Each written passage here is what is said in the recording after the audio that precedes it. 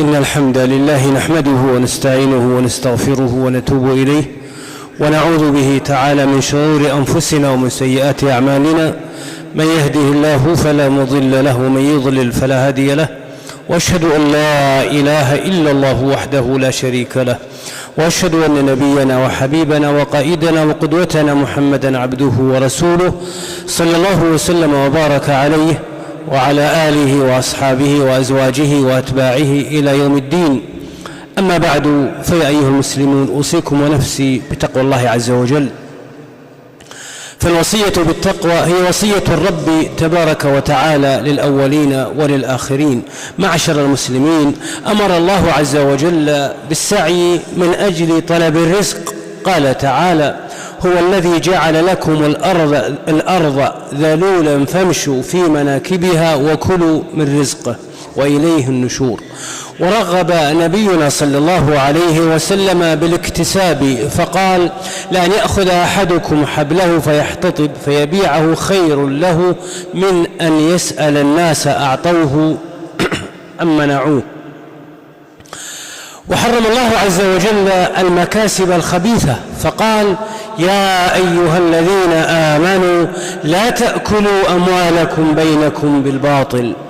وعندما بايع نبينا صلى الله عليه وسلم من أسلم من أهل المدينة بيعة العقبة، وذلك في أول الإسلام، بايعهم على ألا يشركوا بالله شيئا ولا يسرقوا ولا يزنوا.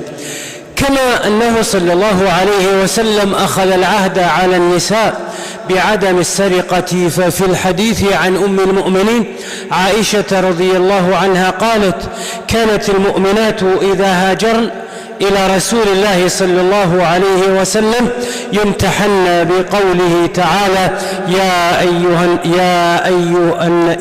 أيها النبي إذا جاءك المؤمنات يبايعنك على أن لا يشركن بالله شيئا ولا يسرقن.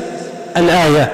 تقول أم المؤمنين عائشة رضي الله عنها: وكان رسول الله صلى الله عليه وسلم إذا أقررن بذلك من قولهن قال لهن: انطلقن فقد بايعتكن، ولا والله ما مست يد رسول الله صلى الله عليه وسلم يد امرأة قط غير أنه يبايعهن بالكلام.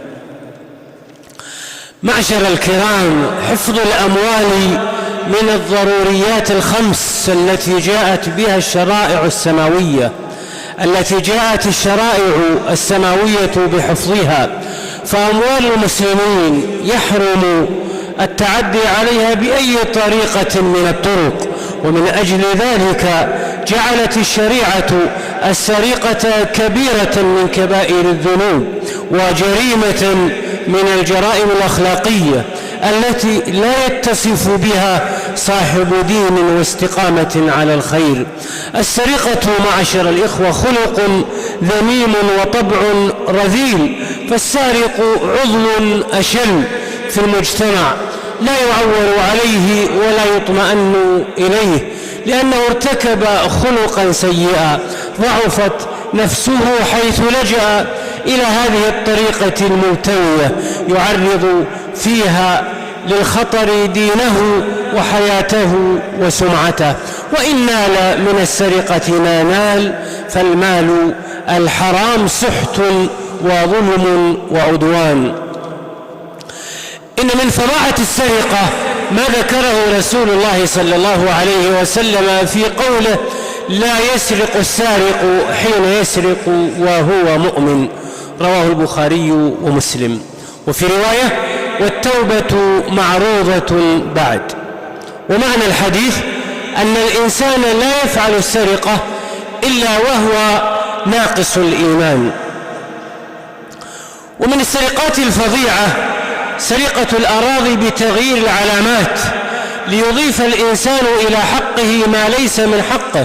يقول صلى الله عليه وسلم: من اقتطع شبرا من الأرض ظلما طوقه الله إياه يوم القيامة من 7 أراضين. رواه البخاري. وروى مسلم قول النبي صلى الله عليه وسلم: لعن الله من غير منار الأرض. ومنار الأرض علاماتها وحدودها. وروى الإمام أحمد رحمه الله أن رسول الله صلى الله عليه وسلم قال: أيما رجل ظلم شبرا من الأرض كلفه الله عز وجل أن يحفره حتى يبلغ آخر 7 أراضين ثم يطوقه إلى يوم القيامة حتى يقضى بين الناس. ومعنى يطوقه يعني أنه يكلف نقل ما ظلم من الأرض في القيامة إلى المحشر، ويكون كالطوق في عنقه. وقيل معناه يعاقب بالخسف إلى 7 أراضين فتكون كل أرض كالطوق في عنقه. ومن أسوأ السرقات وأشدها جرما وفظاعة سرقة المصلي من صلاته، فقد قال صلى الله عليه وسلم: إن أسوأ الناس سرقة الذي يسرق من صلاته. قالوا: يا رسول الله، وكيف يسرق من صلاته؟ قال: لا يتم ركوعها ولا سجودها. رواه الإمام أحمد وهو حديث صحيح. فالسرقة نوعان: نوع متعارف عليه ونوع غير متعارف عليه، فنبه صلوات الله وسلامه عليه على الثاني وهو أسوأ من الأول. فالمصلي قد يصلي أحيانا ولكنه لا يطمئن في صلاته فيخل بالركوع والسجود، فيخون عندئذ تلك الأمانة ويسرق حق نفسه، فلا يحصل له الخشوع الذي هو روح الصلاة. ومن أسوأ السرقات سرقة الرجل عرق عماله. سرقة الرجل عرق عماله، فالعامل قد تحمل الغربة عن أهله وبلده، وكم في قلبه من لوعة، وكم في نفسه من حنين على أهله وبلده، ومع ذلك فقد يفاوض على تخفيض أجرته وقد لا تصله في وقتها المحدد. وإذا كان صاحب العمل مطالبا أن يفي بالعقد المبرم مع العامل فلا ينقص راتبه ولا يؤخره ولا يشق على العامل، فالعامل مطلوب منه هو الآخر أن يخلص في عمله ويصدق في تعامله وينصح لصاحب العمل. فالعامل وصاحب العمل مطالبان بالوفاء والتزام العقد. يقول صلى الله عليه وسلم: أعطوا الأجير أجره قبل أن يجف عرقه. فهذا الحديث الصحيح يحث على عدم تأخير الأجرة، ويحث من جهة أخرى على بذل الجهد لصاحب العمل، على بذل الجهد لصاحب العمل حتى ولو نال العامل التعب وتسبب جسمه من العرق. أيها الإخوة، هنالك بشارة للمسروق منه. يقول صلى الله عليه وسلم: ما من مسلم يغرس غرسا إلا كان ما أكل منه له صدقة وما سرق منه له صدقة. رواه مسلم. فالمسروق منه حتى لو لم يعلم بالسارق ولم يأخذ حقه منه فإنه سيؤجر وسيثاب على ذلك، فلن يضيع عند الله، فالله يكتب له بهذه السرقة صدقة ولا شك. أن الصدقة فضلها عظيم وثوابها جزيل. قال تعالى: وأنفقوا مما رزقناكم من قبل أن يأتي أحدكم الموت فيقول ربي لولا أخرتني إلى أجل قريب فأصدق وأكن من الصالحين. فلم يذكروا من الأعمال سوى الصدقة. وعندما يسأل أهل الجنة الكفار عن سبب دخولهم النار يجيبونهم بما أخبر الله عز وجل به عنهم في قوله كل نفس بما كسبت رهينة إلا أصحاب اليمين في جنات يتساءلون عن المجرمين ما سلككم في سقر قالوا لم نك من المصلين ولم نك نطعم المسكين. فقد ذكروا أسباب دخولهم النار، وهي أنهم لا يصلون ويبخلون فلا يطعمون المساكين.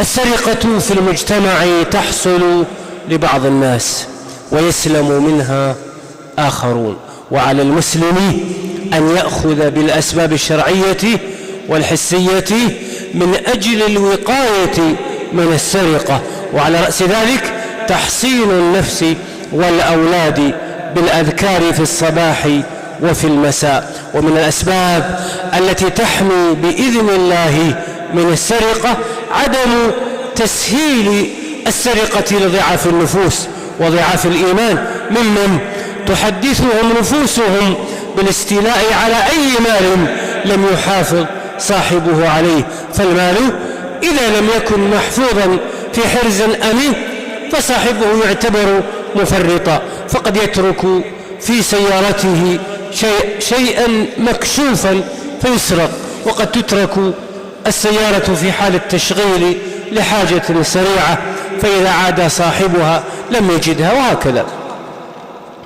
وبعد إذا كان الإنسان معتادا على السرقة أو غير معتاد ولكنها تحصل منه أحيانا وأراد أن يتوب إلى الله عز وجل فباب التوبة مفتوح. عليه أن يعيد الأموال المسروقة إلى أصحابها، فالمال المسروق حق من حقوق العباد لا بد أن يعاد إليهم أو يستسمحوا، فإن سمحوا سقط حقهم في الدنيا، وإن كان ثمة إحراج في الدنيا عند طلب المسامحة فهو أهون من الإحراج في الآخرة.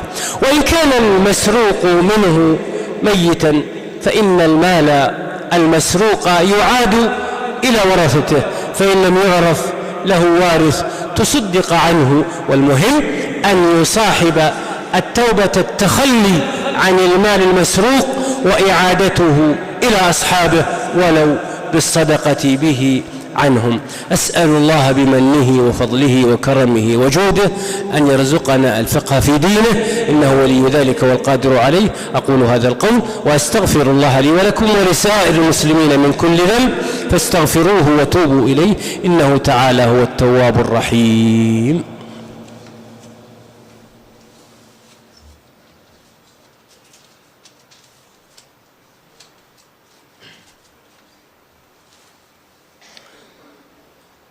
الحمد لله على إحسانه والشكر له على توفيقه وامتنانه، وأشهد أن لا إله إلا الله وحده لا شريك له تعظيما لشأنه، وأشهد أن نبينا وحبيبنا محمدا عبد الله ورسوله الداعي إلى رضوانه صلى الله وسلم وبارك عليه وعلى آله وأصحابه وأزواجه وأتباعه إلى يوم الدين. أما بعد، فيا أيها المسلمون، إن القلوب تكاد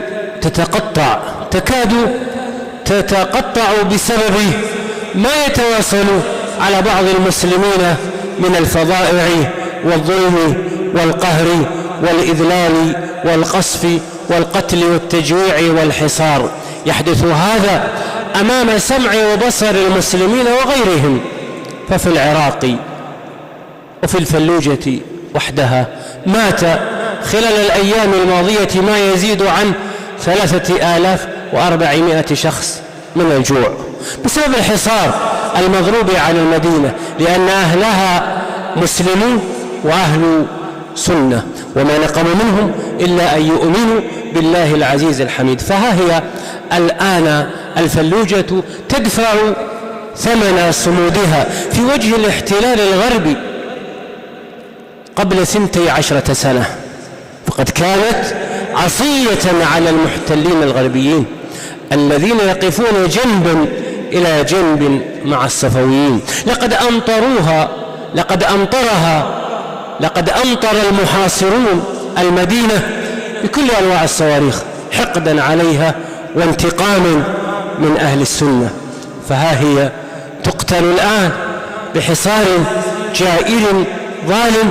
يشترك في هذا الحصار بعيد نصراني ويهودي كافر، وقريب صفوي رافضي حاقد، تواصوا وتعاهدوا على الانتقام من المدينة وأهلها. أسأل الله أن ينتقم منهم. تتعرض الفلوجة لحصار أهلها وإبادة أطفالها ونسائها من حشود موالية للصفويين الفرس، وهي تستنجد، يعني الفلوجة تستنجد الآن بالمسلمين، فهل من مجيب؟ وتستغيث بهم، فهل من مغيث؟ إن حصار المدنيين العزل وقتلهم جوعا ومرضا بحجة محاربة الإرهاب هو الإرهاب بأجلى صوره وأوضح معانيه. ذكر بعض طلبة العلم أن من أغرب وأعجب ما سئل عنه هذه الأيام سؤال شخص من أهل الفلوجة، مضمونه أنه يسأل عن حكم الانتحار من شدة الجوع والمجاعة. وسألت امرأة عراقية معتقلة أحد المشايخ عن حكم الانتحار لكثرة اغتصاب الروافض لها.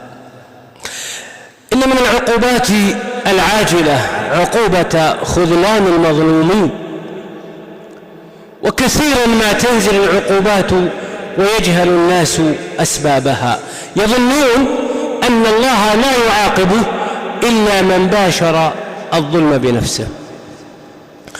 ألا وإن حماقة الغرب والصفويين تصنع الكراهية لهم وتزرع بغضهم لدى كل نفس أبية مؤمنة، وتوسع دائرة العداوة، بل وتعجل بإذن الله في نهايتهم، فالظلم له نهاية. إن حصار هذه المدينة قبل 12 عاما وحصارها هذه الأيام يثبت أن المقاومة ممكنة، وأن إلحاق الضرر بالعدو ممكن مهما كان فارق القوة ومهما كانت نتيجة الحصار.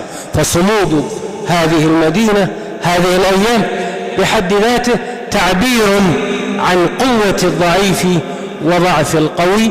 وماذا لو تحرك بعض المسلمين؟ وماذا لو تحرك المسلمون كلهم؟ والله عز وجل يقول في محكم كتابه: وأعدوا لهم ما استطعتم من قوة. فالله لم يكلف المسلمين فوق طاقتهم. أسأل الله أن يفك الحصار عن المحاصرين، وأن يرحمهم، وأن يخذل عدوهم ويفرق صفهم ويلقي الرعب والخوف في قلوبهم، إن ربنا ولي ذلك والقادر عليه. أيها الإخوة المؤمنون، يقول عز من قائل عليم: إن الله وملائكته يصلون على النبي يا أيها الذين آمنوا صلوا عليه وسلموا تسليما.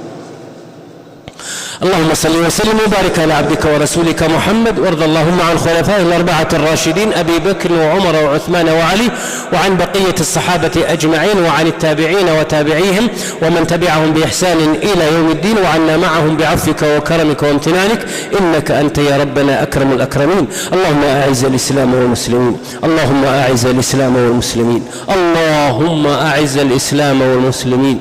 اللهم ومن أرادنا أو أراد إخواننا المسلمين بسوء فأشغله في نفسه. اللهم آمنا في دورنا وأصلح أئمتنا وولاة أمورنا. اللهم وفق ولي أمرنا لما تحب وترضى. اللهم وفق ولاة أمور المسلمين للعمل بكتابك وتحكيم سنة نبيك محمد صلى الله عليه وسلم. اللهم ولي على المسلمين خيارهم واصرف عنهم شرارهم يا رب العالمين. اللهم انصر جنودنا، اللهم ثبتهم اللهم واخذل عدوهم وفرق صفه وشتت شمله. اللهم واحفظ رجال أمننا، اللهم وثبتهم على دينك يا رب العالمين. اللهم ومن أراد إخواننا جميعا في كل مكان بسوء فيشغله في نفسه، ندرأ بك اللهم في نحورهم ونعوذ بك اللهم من شرورهم. اللهم أحصي أعداءك الذين يظلمون المسلمين ويقتلونهم ويؤذونهم، اللهم احصهم عددا واقتلهم بددا ولا تبق منهم أحدا. اللهم اغفر لجميع الحاضرين ولوالديهم، واغفر لجميع المسلمين والمسلمات والمؤمنين والمؤمنات الأحياء منهم والأموات برحمتك يا أرحم الراحمين. اذكروا الله العلي العظيم الجليل يذكركم، واشكروه على نعمه تعالى يزدكم، ولذكر الله أكبر والله يعلم ما تصنعون.